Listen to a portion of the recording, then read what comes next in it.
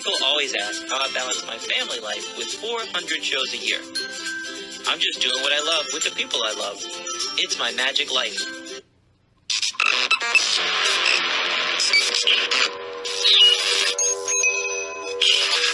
I like Wes Iseli. I like everything about him. All right, we are back. And this week we have a friend of mine for, golly, over 20 years. I originally met this guy, almost 20 years. I originally met this guy at MAES. We became friends.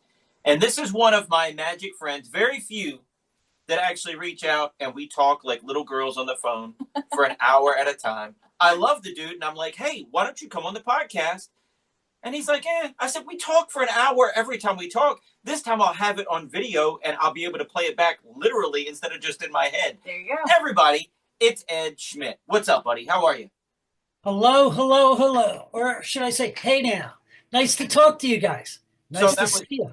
That was one of our things we originally bonded over. We both used to listen to Howard Stern all the time. I told him we're on the road all the time. That's something to listen to. Golly. Do you still listen to Howard Stern? When he's on, he's not on as much as he used to be. Yeah. Okay. It was getting bad when we left. Yeah, we've kind of. He's very, but not very often anymore. He's really tamed it down. Yeah. I have to say, he's 70 years old or 70 some. Yeah. Very tame. But he only does 3 days a week, and he does 3 hours a day. So he's only doing 9 hours. Yeah. I'll tell you, when I was a fan, I remember the year he turned double nickels. I'd never heard double nickels before, but that was Howard was saying he's double nickels that year. Yeah. I just remember if there was no guest on a certain day, somebody's getting berated. Something was going to hit the fan. Yeah. Yes. Something was going down. And you're like, it'll be good. But then you feel bad for the person that, like. Dude, we had a guy named Ed Opperman on, and I don't know if you heard that episode of the podcast or not, but he was a part of the Tiger Woods beauty pageant. He got Tiger Woods girls to come in. Baba Booey, when he ran for like head of the community center or whatever, and that whole lady that went after him.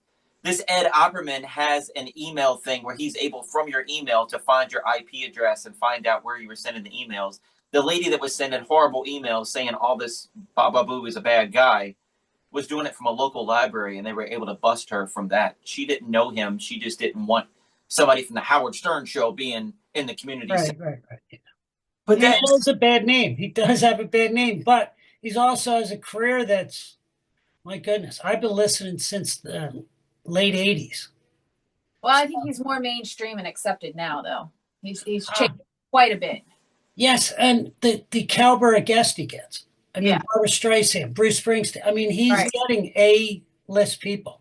Right. He just had Jennifer Lopez, which he had Cher on. Things that you would thought would never have occurred, but he has.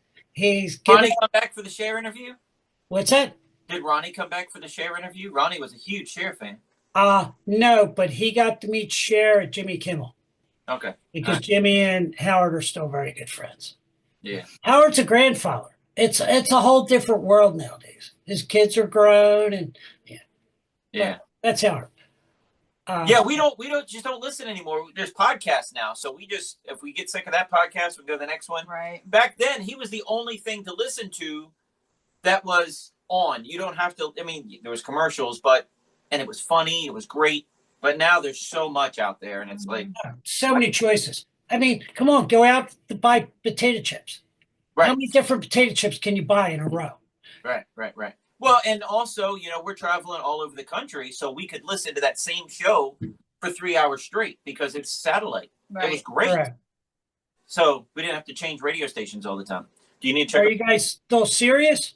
Do you still have Sirius? We still do, but really it's just Christmas music pretty much. Pretty much. And every once in a while we throw on like, a country music, country station or something like that. Okay. You need to check on the kids. They're coming. Lots of podcasts though. Lots of podcasts. I love podcasts, and I really enjoy listening to other podcasts. And you feel like a Howard interview. You feel like you're in that room with those people, hanging out with them, and you're spending time with those people. So, but he also has, I mean, I guess other podcasts have that ability, but in the original platform, like talk shows. They had what, 8, 10, 15 minutes at the most. So how Right. much can you really get from a guest, a And star? that long form content, man. I Yeah. mean, He was able to really dig deep. And his team now, instead of just being the 4 or 5 people, they have like 90 people on their staff. They have different, wow. segment producers, everything. So Anyway, that's how we it. bonded originally. But it was, I was talking to our friend Nate last night, and I told him, I said, you know, there was a trick on that first time I met you. I think it was the first year or two I met you. You were making a deal with me, like a trick for a trick or something. I don't remember what the thing was.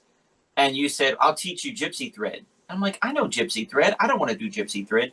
You were like, yeah, but have you done it with dental floss? I'm like, Ed, if you want this trick here, I don't know what it was, man. I don't remember. And you showed me gypsy thread with dental floss. And I still carry it with me to every single close-up gig. It's an instant reset. The audiences love it. And it's so easy to set up. The cutter is right there. It's awesome. I think of you every time I do a close-up set with gypsy thread. I didn't know you got that from him. Thank you. And I do it how often? Gypsy floss. And I have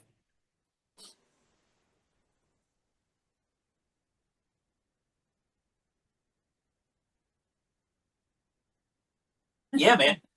A bag full. I have a bag full because when I go to do close-up strolling, you don't always get time to reset, but I have different bags that they go in the one pocket and go. And it's actually I think his name was Lonnie Chaney, who originated. I learned it from a guy named Tommy Jones, not Tom Jones, Tommy Jones, back when he was married to Rachel Weil. Oh, okay. Yeah. We had him at a Maze convention years ago, and he taught that. And oh my goodness, all my coats, my winter coats, have them in the pocket. It's a great trick. Plus, if you ever need floss, you have it. Well, it's 89 cents. That's what I told Nate last night. It's 89 cents. I usually buy 10 or 12 at a time. I buy Reach. If you buy the off-brand Johnson & Johnson or dollar store quality, we have a drawer in the other room of wax dental floss that just don't work. For some reason, it's not enough wax on it or whatever to make the little ball. I know what you're talking about. And you can't, it's fine, because now we have dental floss. Yeah, it's not like it's wasteful. Right.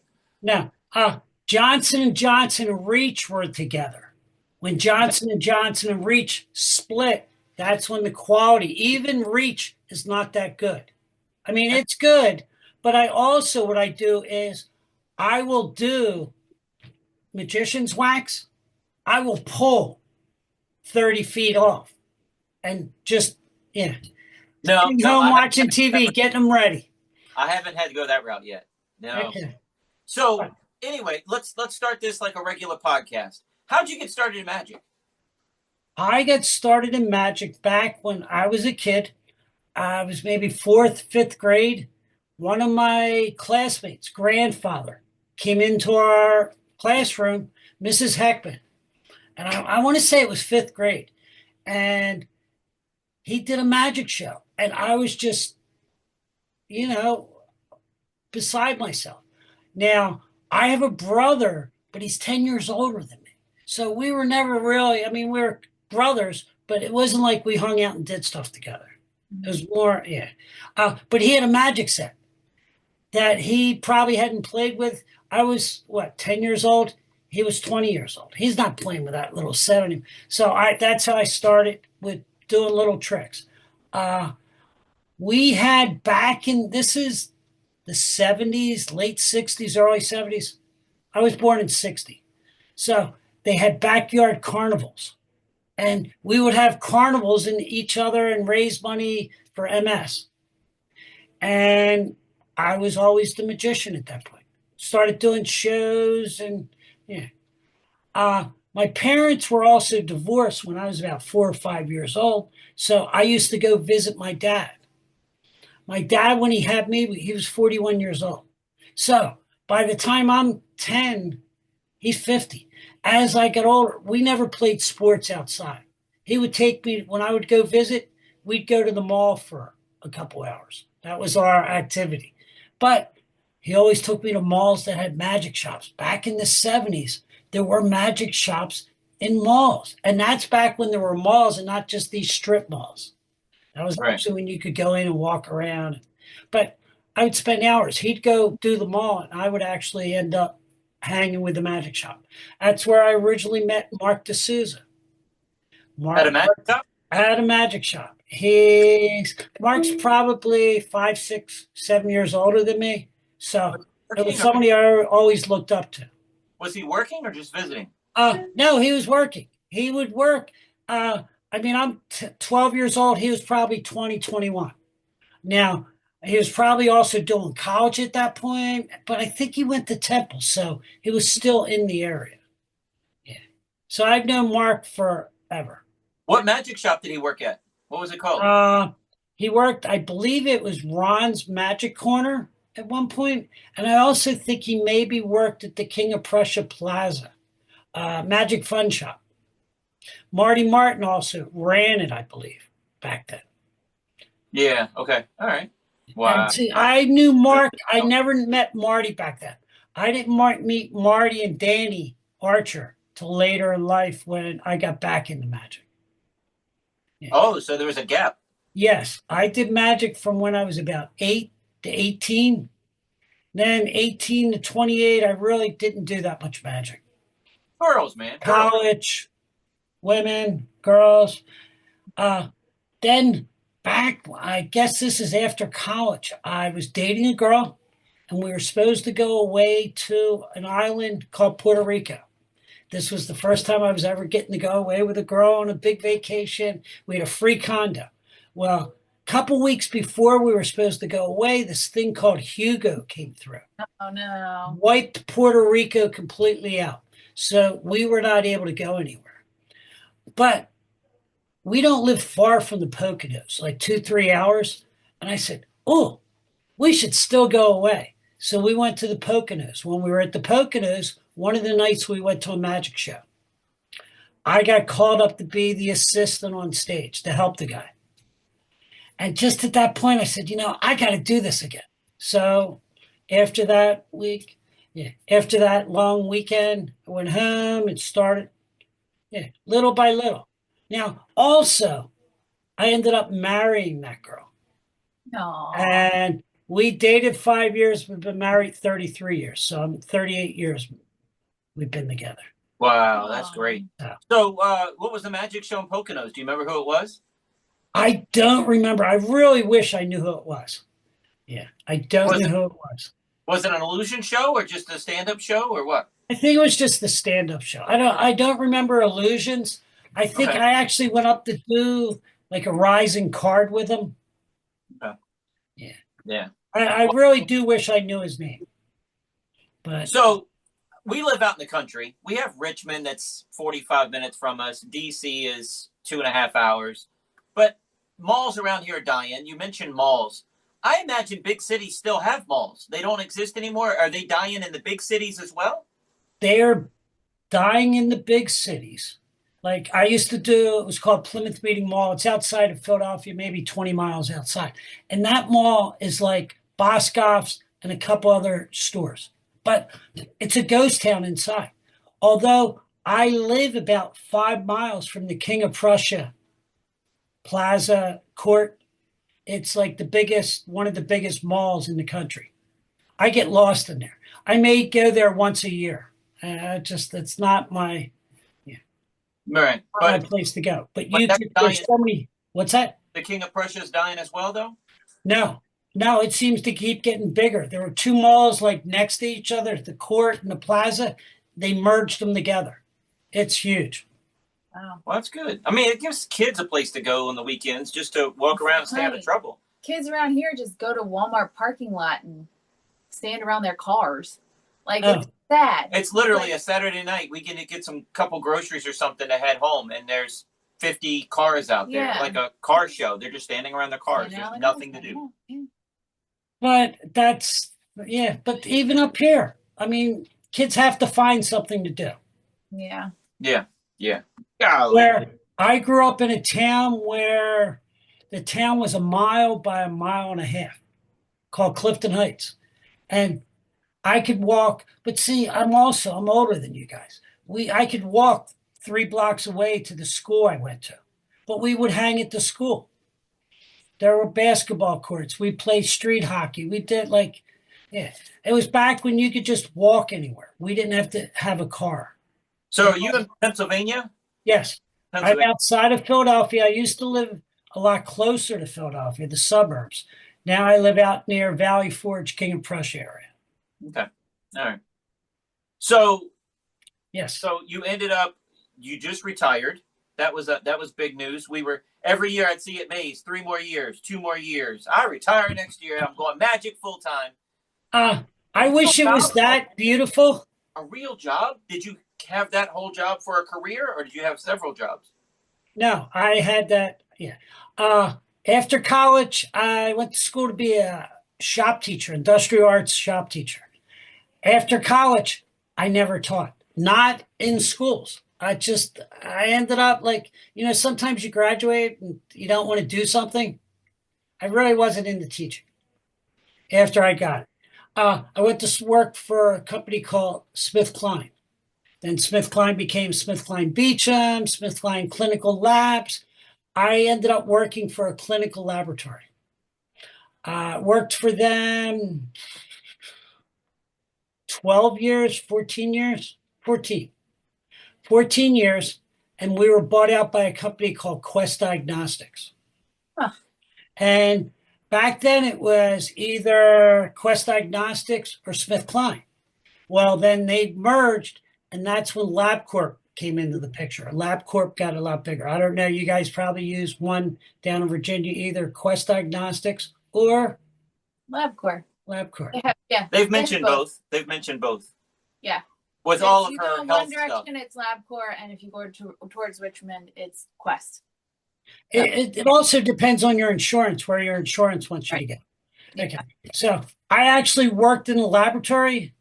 I wasn't a med tech, but then somehow I worked in their processing. I prepared specimens, ended up in client services, worked in client services for a number of years. I actually became their trainer.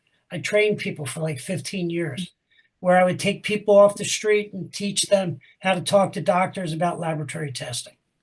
Oh, wow. Did that for many years. Then I was asked to become a tech support for the sales department. And what that meant was Quest Diagnostics makes a lot of money from people, but they make a lot of money from hospitals, because hospitals do a lot of testing, but they don't do it all.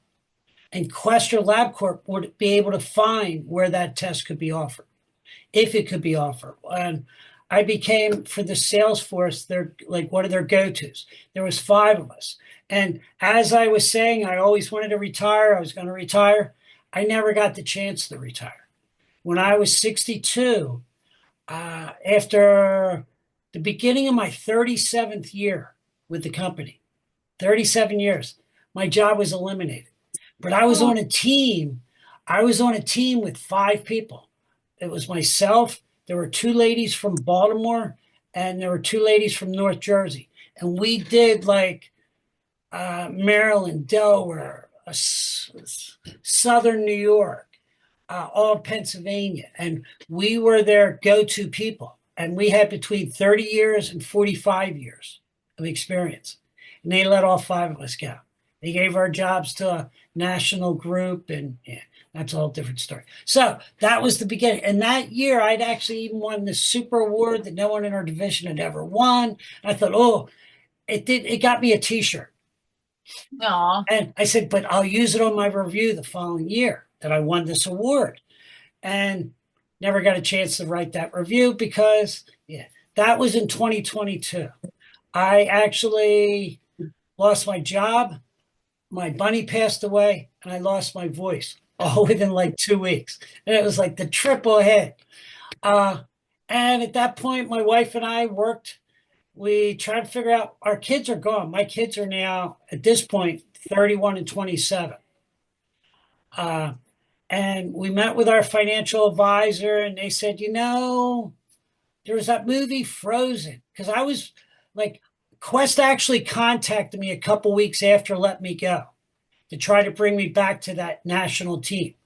But it would have been going back to working weekends. It was like 2 levels or 3 levels lower than I was at. And it was like, what are you talking about? And so, in that sense, the financial advisor said, let it go. Do what you want. And at that point, that's when I shifted. It was like 18 months because I got paid for like 9 months of that. So that night, I had like 2.5 years left.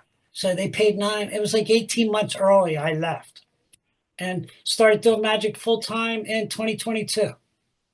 And that year, I had 30 events. So I'm thinking that your voice had everything to do with stress. Mhm. That's what that was. You losing your voice. It could be that or allergies because I do have. I mean, allergies. It's all. Yeah, Yeah, I've lost my voice a couple times in life. yeah. And they were allergy related. So.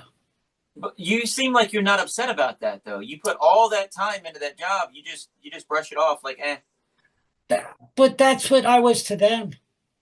I'm Yeah. still friends with a lot of people that work there, and they all say that. Let me see. How do they put it? It still sucks. Yeah. To be honest, and these are older ladies that like. It's like I'm fine. I mean, I put my time in. I did my part. I created a few friends that will probably be lifetime friends. But there's also those people you work with that you'll never see again. Yeah. Talk to. But with Facebook, I do still get to grow with them. I see their kids growing up. Yeah. I remember when they were little kids and I brought them off the street and they were like in their early 20s. And I taught them like, yeah. And now they're grown. And yeah, it's still, they have their own children and it's fun. I got a friend of mine that I don't want to say too much, but he was in sales and he just lost his job. But they gave him a quota every year. He blew it out of the water for sales. He invented products for the company that made the company 13 to 17 new products for this company that made him over $30 million. And they let him go. And they let him go just, hey, how you doing today? I got HR on the phone. We need to talk to you. And that was like, that's how they told him. And it's like, wow. And he's like, yeah, well, I got money in the bank. I'm all right. It's all right. It sucks, but it's all right. It's all right. I've never had a real job. Like I've always done magic. But I just imagine clocking in, day out.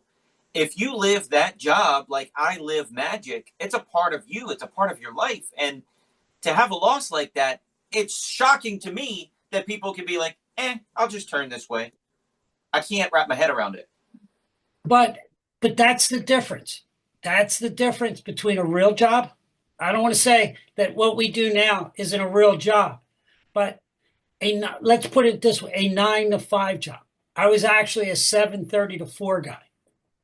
And I worked 5 miles from my house. When Quest bought Smith Klein, they moved, I was 30 miles away instead of 5 miles. So it was a time, it was in the morning, I would get up, go early, just to miss traffic. Coming home, it would be an hour and 10 minutes. And that was a lot of my Howard time. That was my quiet, private time.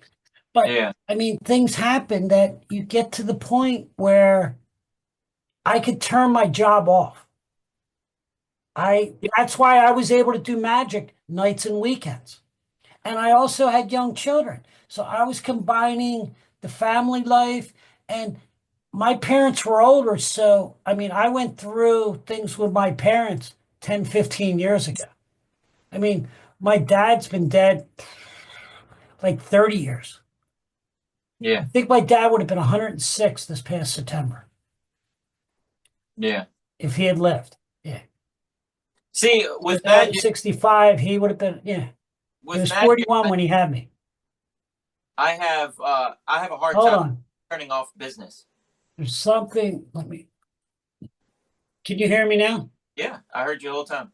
Okay, I couldn't hear you. It was somehow when With magic, it's hard to turn off. If I'm home and I'm not working, what am I doing? Sometimes I'll get up early and get everything I need to get done. But there's always, I can be learning a new trick. There's so many aspects to this. I could be marketing. I could be doing social media. I could be doing a video. I could be editing. I could be learning something. I could be repairing something, painting something. There's always something. With a 9 to 5, when you're done, you're done. Yes. So I To get a that. point. To a point. I was like, as I was saying, with working with these hospitals and working through the pandemic, we were one of those companies that we offered COVID testing. It was us and LabCorp initially. And when COVID hit, it was the first time in 30 some years that I worked from home. And the last 2 years of my work life, I worked from home. I only went into the office very rarely. Yeah. Even got a brand new big cubicle, big fancy, beautiful, best I've ever had, but I never got to use it. Like they moved our company from back where I had to drive 30 miles, they moved it back to where I only had to go 5 miles. And I was like, cool, but I never got to use it. But as I was saying, with having a 9 to 5 job, my wife is commission, or is not commission, she's salary, and she works constantly. She takes breaks to go to the gym, have dinner, watch a TV show. Then she's back on her laptop doing work. It's constantly. Although Fridays she could turn it off, and she don't turn it back on until like Sunday night, where she's starting to prep for Monday already. I mean, she could turn it off. But with magic, like you and Natalie do it. I'm my own marketer. I'm my only emails. I'm the only one that's sending those confirmations. My wife says once she retires, maybe she'll do that. Yeah. Yeah, right now it's me. And with only having 30 events in a year, it wasn't tough. Right. But now, Yeah. you're knocking it out of the ballpark. You're doing like 30 a month, right? I'm not doing 30 a month now. I think this past weekend I was like my 150th for the year. That's great. That's great. Oh, I mean, in 2-3 years, yeah. The market has increased. My productivity, people contacting me, yeah. I mean, it's worked out. I would never have thought, 3 years ago, that I would go from 30 to, yeah. This year will be somewhere probably around 170. That's Yeah. fantastic, dude. Yeah. If you're happy and that's what you want to do, God bless you. Yeah, just keep doing magic, man. That's all I care about. Just keep. I'm having a blast. And I'm finding my niches. And I mean, I'm trying a little bit of everything right now. I mean, I love daycare shows, though. I mean, I love going in. I mean, there's so many. I love performing for adults with special needs. I mean, they are just so fun. It's a blast. But since June, I've done 4 bachelorette parties, and I have no idea how they've got my name. And I've gotten reviews from these people, which is cool. But I would never think. I mean, these girls are like my kids' age, and my kids are like sort of into magic. My one's into magic, one hates magic. Yeah, yeah. The younger one, yeah, she's an actuary and she has to know everything. Yeah. Where the other one's a teacher and she actually has used magic in teaching sometimes. Heck yeah, I love it. That's a fun teacher. But the whole thing about weddings and bachelor parties and bachelorette parties, it used to be a prank call when we got those when we first started dating. Can you make the sponge wieners appear? I mean, that's what they wanted. And ha ha ha, and they'd hang up the phone. Something stuck in my girlfriend. Can you make it, reappear? Ha ha ha, click the phone. Now they're really calling. They really want good magic, and they're a good audience. I don't know what the change is. I haven't done bachelor parties. I've done bachelorette parties. But the biggest thing I've seen recently, right now, in the last month and a half, are Friendsgivings, where friends get together to have a Thanksgiving. They're calling it friends, and they want a magician. Nice. I've got a couple of those popping up.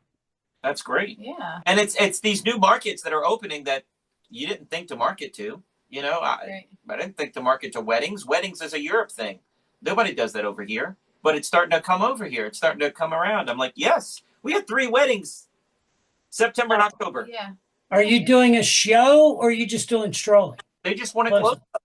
Yeah, close But up. I've Yeah. done, The but bachelor party though wanted a show, and the bachelorette party that's coming up is actually getting a show with a big illusion in it, which I was like, wow, Oh, that's awesome. really? Yeah. That's interesting because my bachelorette parties is my briefcase show.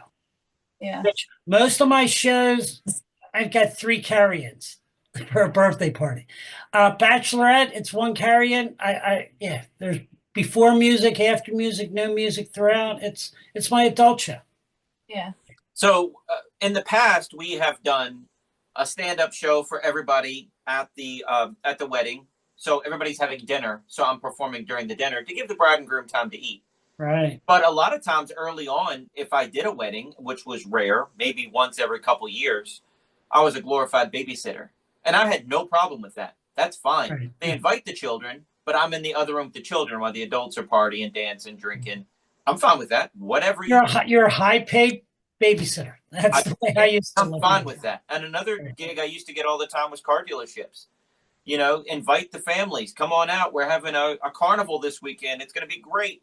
They just hire me to do my show on a loop because I'm babysitting the kids so mom and dad can actually talk without getting pulled on the coattails. Because that's the hardest thing with us in business meetings. Twice during this podcast, one of my 5-year-olds have come in the room. Yeah. My daughter's supposed to be watching them, but she's downstairs doing art probably and didn't know they got out of the room. Right. But that's one of the things with parents. We always have that struggle, right?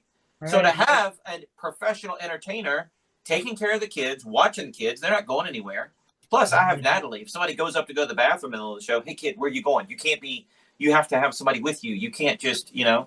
where I have that. I was telling Nate last night, Natalie's like my superpower. I have Natalie that can police a lot of things in my shows that a single entertainer just doesn't have. Oh, you have 2 brains thinking up there, and she's been there forever. Yeah. I mean, Yeah. she knows what's going on. Lana how long she been? How old is she now? She's almost 14. 14, right. Oh, But Lana's not going to police the audience. So think about a No. bad scenario, like a kid, not heckling, but like just talking constantly, or I know how you did that. You did. Oh, I was wrong. I know how you did that. Oh, I was wrong. right. It's just annoying. So Natalie's like, you need to calm down. I can't say it with the microphone. And if I walk over and whisper to him, it looks bad. But Natalie goes out there and just says, hey, kid, we're going to move you to the back of the audience. I'm going to have to tell your mom. That kid stops. Mhm. And we're back to the That's show. good. It's an Yeah. instant reset. And see, I do that on my own right from the stage.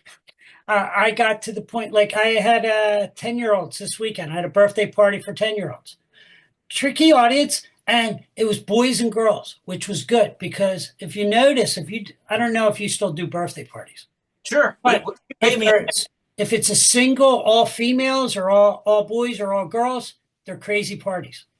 If they intermix them, especially at 10 years old, because 10-year-olds, they're starting to go, oh, he's got a girlfriend. And it was cute. But there were a couple of those kids that probably had too much Red Bull or coffee in the morning. And it was just like, and it's like, at that show, I don't like giving out rules, but I let them know right up front, the mom's already told me, if you guys give me any trouble, I can ask you to go sit in the other room and watch through from the kitchen. And it sort of worked. I had to remove a couple kids, but it happens. Or they want to turn it into a WWE match and they're wrestling in front of the girls. I don't need that for my show. Please. Yeah, leave. One of the craziest things that ever happened to me was during a show at a resort. And this resort, we told them a motto I heard a long time ago from a famous magician. I don't know who the famous magician was, but to me, I had him on a pedestal. They said, all shows do it like Disney. Disney shows, they do not have the kids set up front and have the adults in the back. Because now mom and dad can't monitor. They can't get to that kid. So Disney has the kids set with the parents. You're at a resort show. Do it like Disney. Have the kids set with them. You have a ballroom. You have plenty of room. It's not space issues. It's something else you're doing. I don't know what you're doing. But Right. they would not listen to me, and they wanted to set the kids in the front. Well, I'm doing illusions. It's not like I'm doing a kid's birthday party show. I'm doing Right. The show they're paying $20 a ticket for at the next theater Friday night. This kid in the audience, they're just talking back and forth, and they won't stop. I think Natalie went and talked to him at one point. And at another point, this one kid is just beaten, like full-out brawl, killing the other kid. And I just walk out in the audience. I mean, they're 7, they're 9. I just pick him up above my head and say, who's this kid? He's getting his butt kicked over here. Somebody needs to take care of this. This other kid's still hitting my leg, but I'm holding this kid up because this kid's getting beat. It was the crazies, and the resorts are supposed to have people that usher people in and they don't do that. They're paid minimum wage. They don't care. But that was crazy. That was the only time it ever happened. But you know what? They have the kids sit with the parents now. They have the kids sit with the parents now. Good. See, they don't learn. know each other. They don't know each other. Right. Yeah. One kid can be from Florida. One kid can be from Jamaica. One kid could be from North Carolina. They don't know each other. Right. That's crazy that they're fighting that. If they're but Right. hey, it's parenting. They could have been brother sister. Brother. That sounds like more of a family issue. Yeah, they could have been cousins. It's also vacation time, right? So who knows what was going on? But I just rescued that one little kid that was getting his butt kicked. Crazy things have happened during shows, man. Yeah. I was talking to Nate last night about what's crazy things that's happened during your shows. Anything crazy like that? Oh, myself?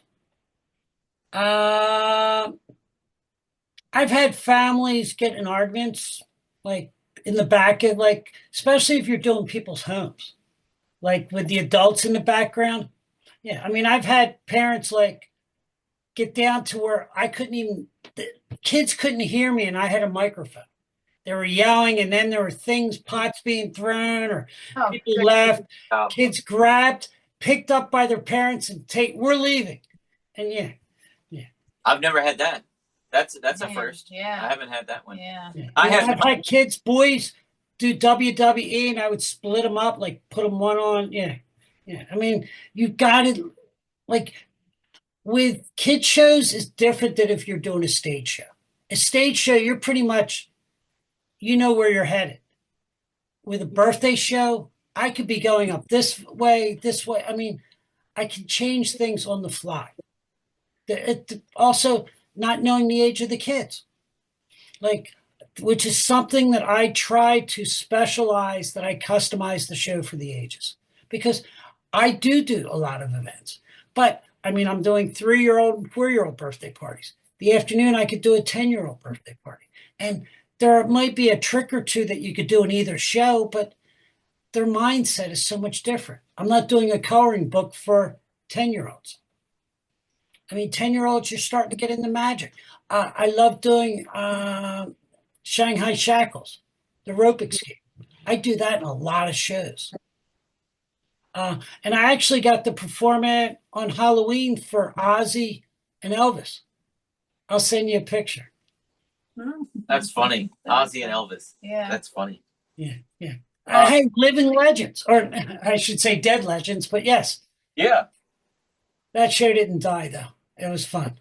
It was, But that was one of those days that you have those where you go and do different events in different places. I started out with doing strolling in my township borough, went from there to do a block party, and then went from there to go to a drunk costume party with adults. It was all, We had one on Halloween that we did senior living, $10,000 a month to live there. It wasn't a nursing home; it was senior living. Mm-hmm. We did an illusion show for them. We did the farm, and then we did a wedding. It was just totally different shows. Yeah. And what's the main thing there? Being organized. Being organized. You have to have your ducks in the right row. Yeah. It was that's what I love about my job, man. Every show is different. I can't imagine spending 30-some years clocking in and going to the same place, seeing the same computer, punching into a time clock. I think I'm ADD, where I like to see different things. I want to go different places and see. But I also, 36 years, didn't do the same job. I mean, I did lots of different jobs throughout there. I mean, there were years that, and even training and teaching people, that I would do magic during that to help me do a little bit, but it was always something different. And my last 5, 6 years with them, I was a problem resolution specialist. I resolved sales reps' issues. I figured out why there were different results or why they got the same result, like different results on the same, like missing specimen, everything. Like, where could we get this test done? Like, it was fun, but it was a 9 to 5 job. Yeah. Well, at least you had fun doing it. I had, To a point. I mean, I like the socialization. I like some of the people I worked with. Yeah, I like some of them. I like the people I work with sometimes. Yeah, I know. Every once in a while, I contemplate leaving the box locked. Yeah, that'd be awful. That'd be awful. But it's also clients and customers. There's certain people you love working with, and there's other people. Oh, okay. They booked again. Right. Yeah. But see, the nice thing about that is you've been there, you know how to load in, load out. It makes it easy. Like that's why a lot of my daycares right now, I'm doing, because right now I have 5 different daycare shows. And if a daycare likes you, they'll bring you in a few times a year. Where it's not like, I mean, there's certain daycares that only have me in their summer, but then there's other ones that will book me for my Halloween show or my Dr. Seuss show or my Let's Make Magic show. And my newest that I'm working on is, it's going to be a dinosaur magic show. And all the magic's going to be dinosaur related. And this will be the first show that I've ever done in character. Ah. I'm going to be the archaeologist, paleontologist. Yes. What's somebody who studies both cavemen and dinosaurs? What are they called? Mm-hmm. See, because I want to have. Wait, what? I said a nerd. A nerd. Yeah, probably. But because I want cavemen in my dinosaur show. Right. I just think they're funny looking. Yeah. Like, I mean, you could get your hobo looking one, but then you could get funny looking. Yeah, just like dinosaurs. And it's right now, this is in the process. And last year, it was developing my Dr. Seuss. And last year, I did 7 Dr. Seuss shows. Right now, I have 18 already scheduled. And I'm just getting ready to do an email blast about, hey, what are you doing in February and March? Because Dr. Seuss is coming out with a new movie. There's a new Cat in the Hat movie. They just found a new unreleased book, which had all the manuscript, but not the pictures. That was like they found in his library. It's the 50 States of Dr. Seuss. And that's supposed to be released next year. So there are a lot of, it will be his 123rd birthday. There's like, so, yeah. But as I said, last year I did 7. This year, right now, I'm up to 17. So another thing about Ed Schmitt is he always has the vests that have like the Halloween thing. He's always dressed like, he had tables. I don't know. I might have your old square circle. I have a square circle that is a pumpkin jack-o'-lantern. Yeah. You don't have mine. I still have mine. I still have mine. I have a couple I bought from MAES at the auction. Oh, okay. But it's a square circle, but the outside is a jack-o'-lantern. He has stuff like that for his Halloween show. Yeah. I just do Halloween theme tricks, but you theme your show. Yes. Your props. Yes. Yeah. It's the show. And with my daycare shows, all the shows have different tricks, different themes, different music. And they always have my dove and my bunny. But they're produced different ways. Like right now, I'm working on Silks Alive. The 3 silks, I'm going to use that for the opening of my Dr. Seuss, which it's going to be a red, white, and black silks. I need some videos of these shows. I need some snippets. I need a TikTok count. I need something. Come on, Ed. I'm old. I don't do that kind of stuff. I need you to. I want to see it. I don't. My social media is you. But here's the thing. I'm outside. I live in the country. Right. This is how I see magic. I don't get to see. I see a picture once every 6 months of your costumes and your set pieces. And I'm like, wow, Ed really does it up. That's great. Where we're doing a wedding. We're doing this. We're doing that. I can't.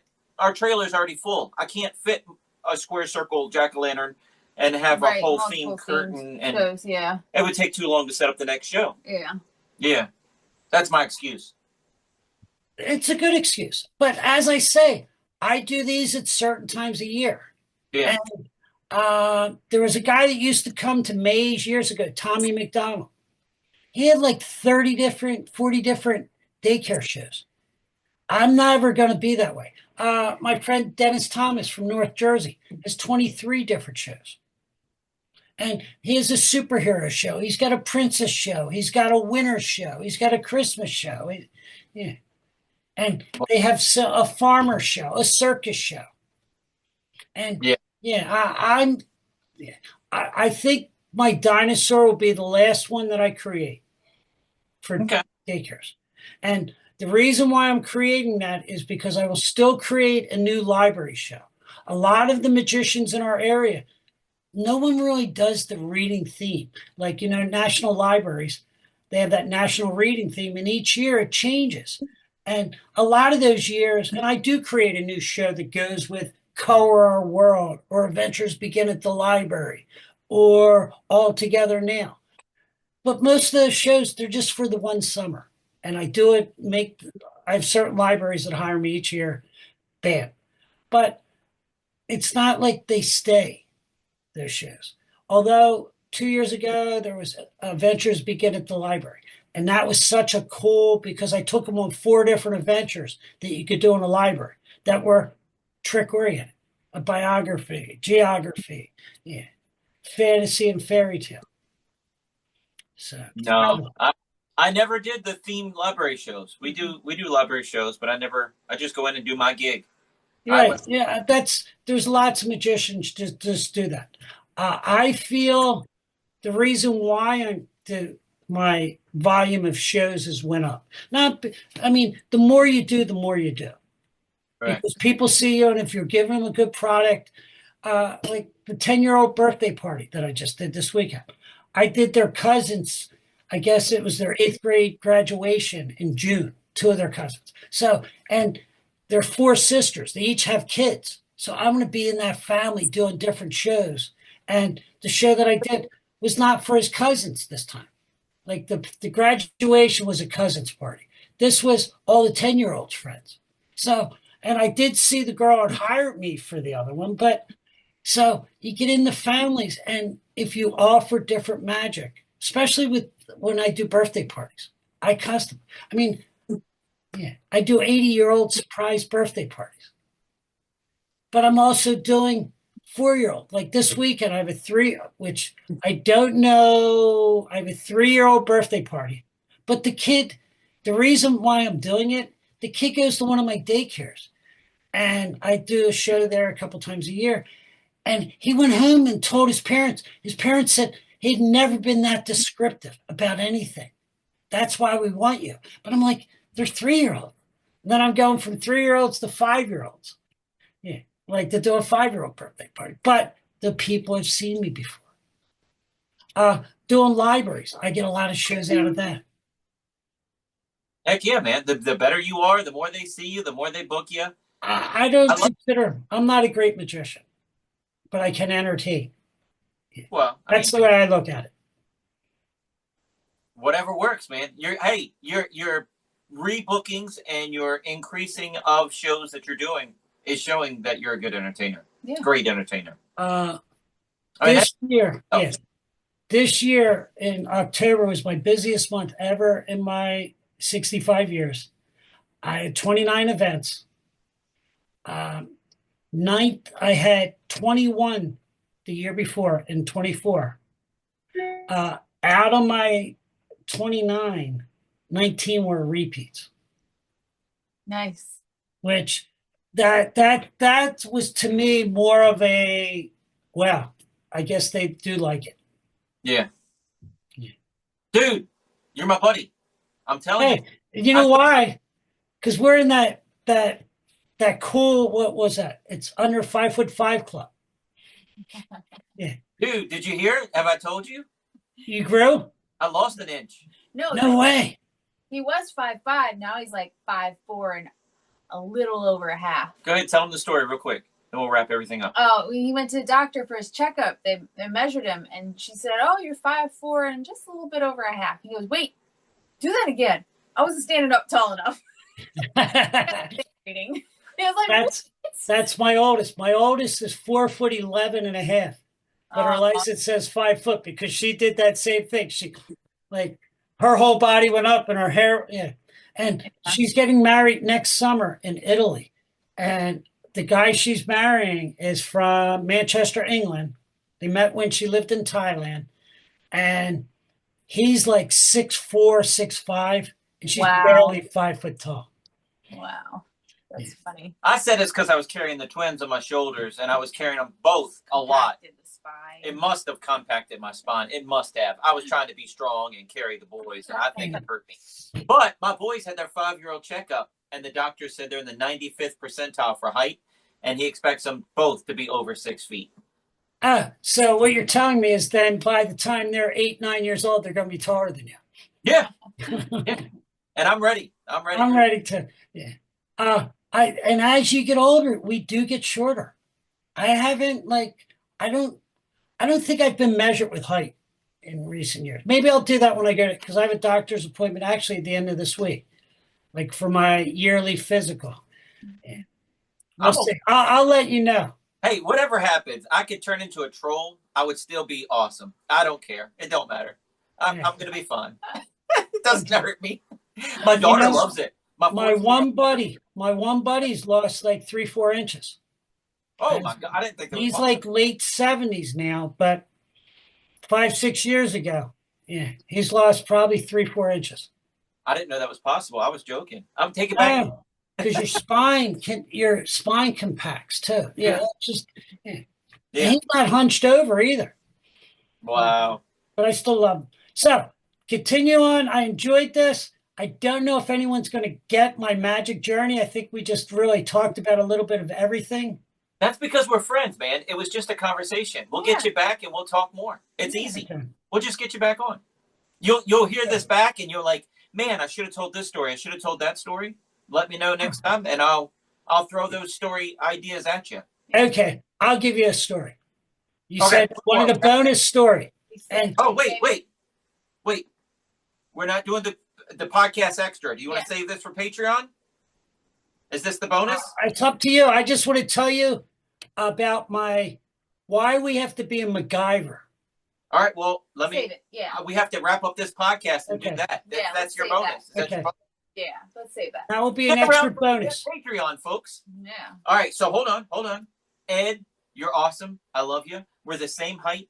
We're buddies for close to 20 years. Daggone close to 20 years. Okay. I love you, dude. Thank you for doing that. I appreciate it. He said it's his first podcast ever. Nice. I hope we were a good host to you. I think the only thing we have left to say, wait, how about website? Tell everybody your website where they can find you. magicbyed.com. Perfect. I think the only thing we have left to say is see you next week. Peace out. Check us out online at wesisley.com and patreon.com/Wes_Isley for behind-the-scenes videos, blooper videos, never-before-seen footage, discounts on merchandise, magic trick tutorials, and more. That's Wes Iseli, spelled WESISELI.